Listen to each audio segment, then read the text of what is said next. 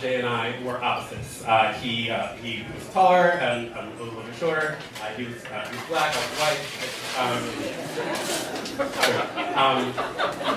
He worked nights, I worked days. I take 2 steps forward, he takes 2 steps back. But when you get together, opposites tend to move in with each other after a year.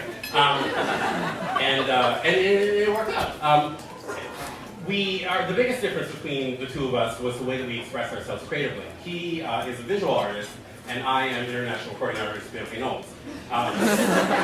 And so he's a painter and an illustrator, drawing things. And the things that he loves to draw the most are scary things, zombies and skulls and monsters and dead mermaids and just all manner of things. And I was put off by this, I have to say. Like, and when we moved in together, like the apartment filled up with like horror. And I honestly I hate being scared. I really do. Like I don't like. He loves horror movies. He loves all of that. And he would ask me like, "Have you seen House on Haunted Hill?" And I'm like, "No," because I don't like being scared. There's one genre of horror movie that I kind of like. It's like it's called torture porn. But it's like you're saying that you're thinking something different. Like it's not like it's like the Saw movies or Hostel where you just like watch people being tortured for no reason. And I kind of like that. I don't know why. Wait, you're thinking like 2 guys at Guantanamo Bay like jerking each other off, and that's not. I would not. I might watch that. I would not watch it. I would not enjoy it though. There's the line. All right. So, but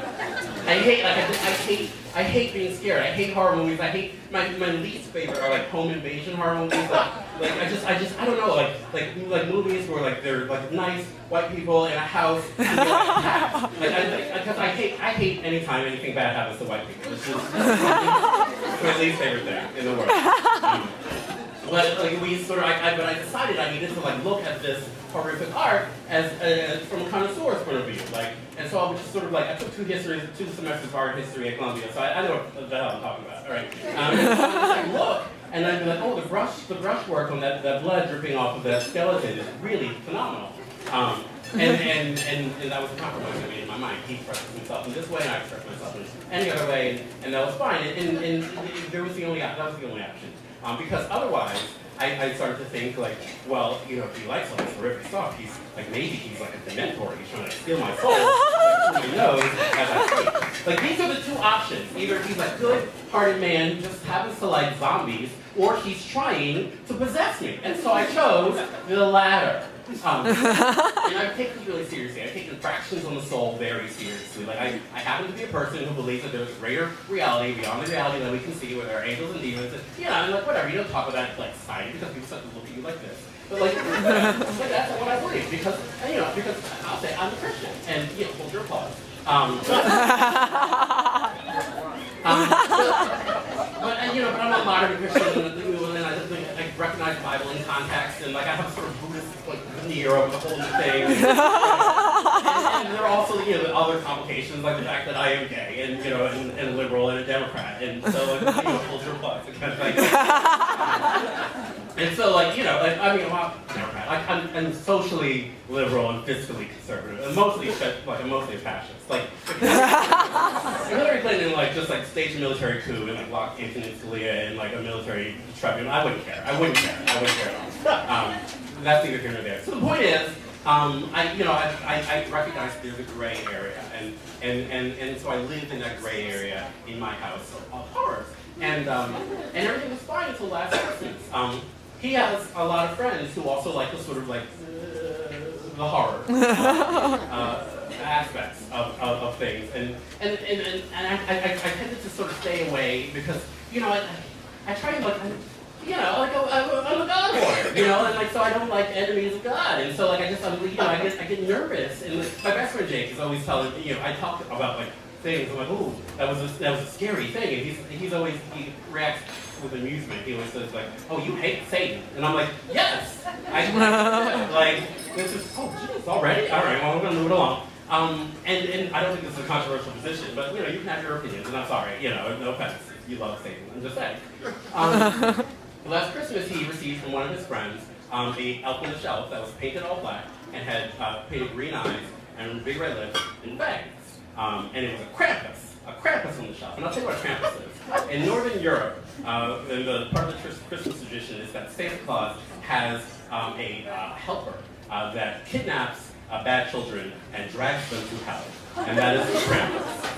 And in part of Northern Europe, that helper is a black man. Just saying. And parts of Northern Europe, that helper is a demon that looks like a werewolf. And that was what arrived in my house. And they loved it.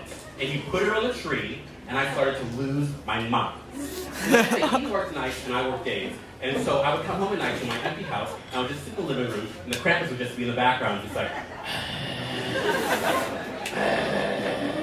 And then sometimes I would look, and he'd be like looking at me, so I would turn it on the tree, and I turn around, and he'd be looking at me again. And soon I couldn't even go to the living room anymore. And I did what any normal person would do. I Googled, like, is my boyfriend a Satanist? And like that was not helpful at all. And finally, it just got to the point, like I couldn't even enter the room. And so one night he was off at work, and we were sitting on the couch watching Parks and Rec, and I just sort of turned to him, and I was just like, are you? So how do you love Satan? Or do you live a little bit? Are you a Satanist? And he's like, what are you talking about? And the Krampus in the background just like, don't say anything! And I was just like, okay. The Krampus gets really scared in Northern Europe, and the black man is all in North Korea. When I was washing the dishes the other night, and I saw his face in the dishwater, and it was happening, and it's God player, and he was like, okay, listen, if it bothers you that much, I'll take it down. And the Krampus is like screaming, he's like, no! And the lights in the tree are flashing on and off. Well, they're just because of twinkling lights. But they were flashing, and so he takes it off the tree, and the Krampus was like, soon! And then he like comes into the study, and I never saw Krampus again. And suddenly these three angels that came out of the tree, and were like, oh, thank you so much for saving my school! It's just a fun thing. Anyway. And I felt at peace, and I felt good, and it really reinforced the idea that no matter what you believe, it's nice to have somebody who may not believe what you believe, but recognizes that it's what you believe, and they respect that, even if it's completely crazy. This past Christmas, I was walking through Target, and I saw a line of elves on the shelf, and most of them had the same like dopey expression like elves on the shelf has. But one, I walked by and he turned to me, and he was like, soon. And I was like, not today, Satan, not today.